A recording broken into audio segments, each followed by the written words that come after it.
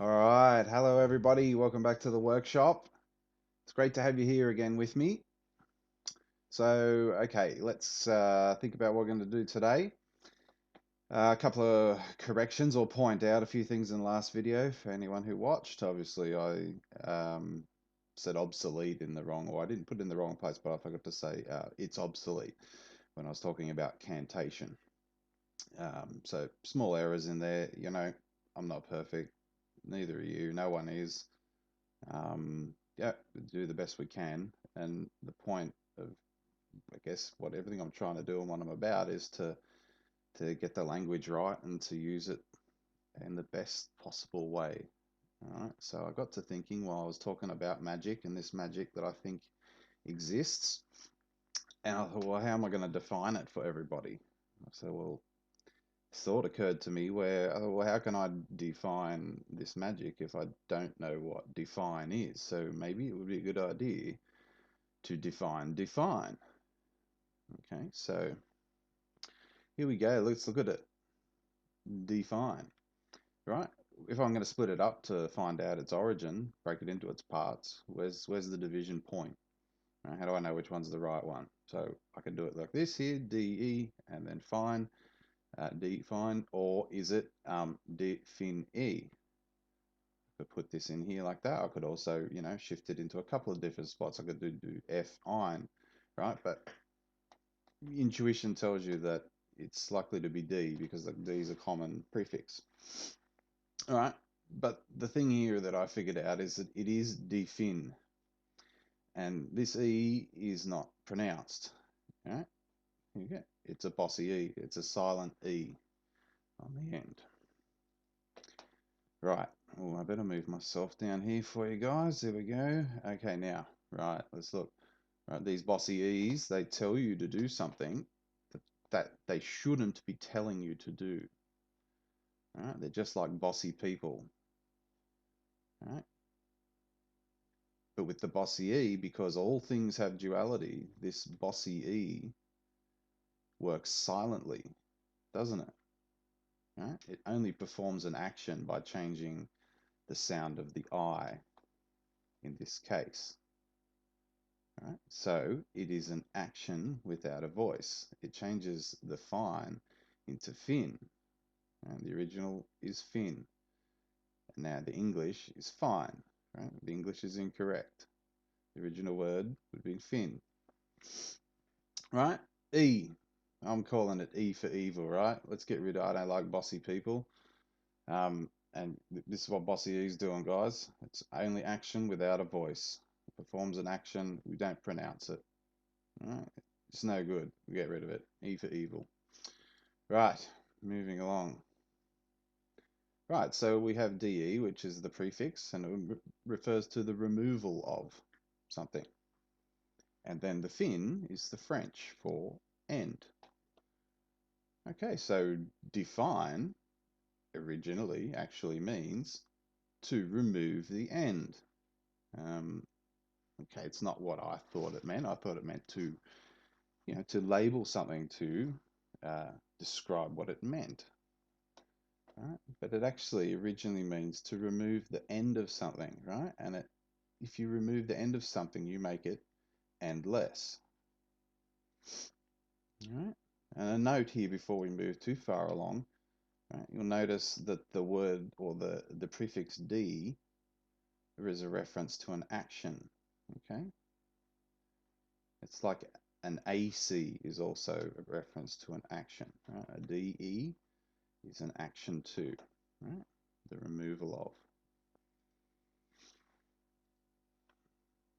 of. Okay, to give meaning to something, to define it, to be definite. That one just popped into my head, isn't this cool? All right, to define it symbolizes that the concept is endless, right? It now becomes endless. Why? Why does it become endless? Right? It is endless because an agreed upon meaning can now be handed on from person to person with a clear verbal and written symbol. right? Before we go on any further, a necessary distinction is now required. It occurs to me that, right, not all things are physically endless. Right? Things that live will die. And since energy is neither created nor destroyed, it's only the structures that the matter particles form, right? They have an end. But the particles themselves, right, they appear to be eternal in our current understanding. Right? But organic structures and inorganic structures are not of the same. Right? Only organic things have magic. Right? Because we can interact with energy and matter in amazing, tangible, real, touchable ways. We can really feel these things, right? But it often also happens, and the interactions are in mysterious ways, right? That we don't really understand. Senses that we can't really describe. We don't know where they came from. Right? And this magic, right? That's the compensation for our terminal lives. We don't live forever, right? But we do get a reward, right? And that is the magic. It gives us this magic that enables us to live forever inside of an endless cycle. Okay? We endlessly combine and recombine inside of, the carbon cycle, which is alongside the water cycle, but really it's all just cycle for living organisms. But energy and the matter particles themselves, well, they're on a different course to us, right? They're on a straight path. I believe it's called entropy.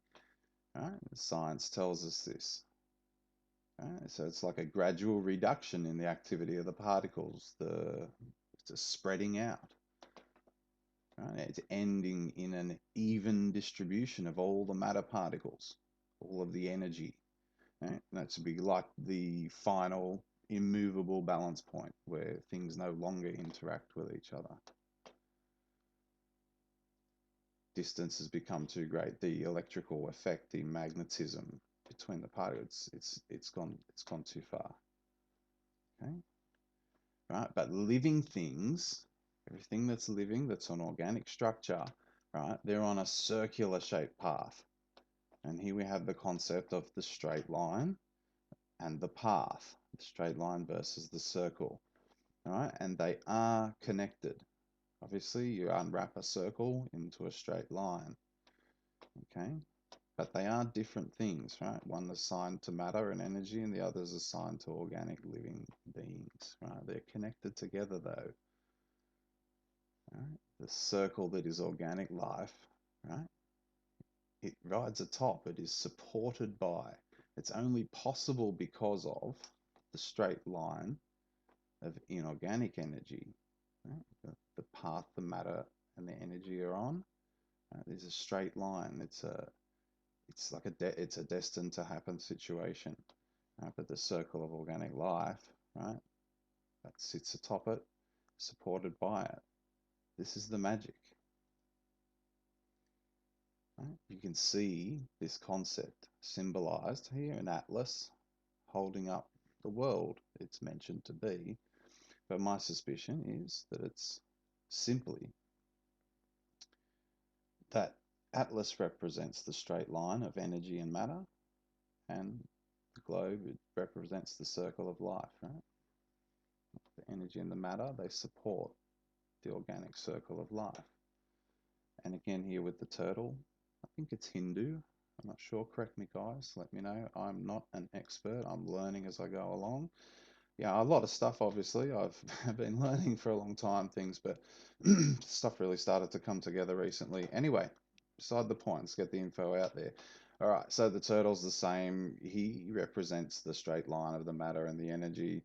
And there's, I don't fully understand here, but this is obviously maybe the elephants are the, or the organic, and see how there's a connection. Maybe this is the universe, and it's a connection between the universe and what this was possibly us. And anyway, not sure, but you see here, this is the concept, right? The straight line and the circle on top. Right. Now, how can we make each living person live endlessly like our particles do? Right? How do we make each other endless? Well, our clever old folk, our ancient ancestors figured out that if we assign a name to them, right, it symbolizes the concept that this new person that has arrived is made up of the same endless particles that we all are, because we are important and we are unique, but we are also of the same. Right? There's the duality. That is the core duality of humanity. Each of us is an important person and each of us is a unique person, but we're all made up of the same particle matter. Right? When you are assigned a name, you're affixed with a symbol that can be handed on from person to person. Right? Usually, your next of kin, your parent, right? They give you a symbol which represents that we are all made of the same universal particles and we are therefore all equally valuable. Right? There could be nothing, I think, more heinous, more tragic in humanity and probably life in general, if like for a child to born and die without being named. When you realize the importance of naming somebody, what it symbolizes, that is just the saddest thing. People make mistakes and do bad things, but they do get to live a life and are recognized by somebody in some way, even if it's only themselves, as being a person of value. But a child born and die without a name, yeah, that's the pinnacle. All right, moving on. Right, this is our natural birthright. It's our right, guys. This is the nature. This is the gift. This is our right. We assign it a symbol. Right? Here's the AC for action. My suspicion, I think I'll find out, is that an AC is an action leading to adding to something, whereas the DE is referring to taking away or negating something. Right? So we assign, right, our natural birthright as a symbol to acknowledge that we respect this fact amongst each other above all else. It's the highest order of respect and acknowledgement for each other's value, right? So, because every person is meaningful, when we say to each other, "What is your name?" or "Hey, my name is," right? What we're actually saying in the old speak is, "What is the symbol of your meaning?"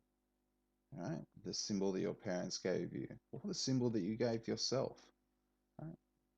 The symbol of my meaning is. Okay, but then since symbol is meaning, right, and meaning is symbol, right? You symbolize to portray meaning. You would just say my symbol is, or hey, my meaning is Andrew. My symbol is Andrew. Okay, and you would say, yeah, hi, no problem. My meaning is Joe, Jane, whatever your name is.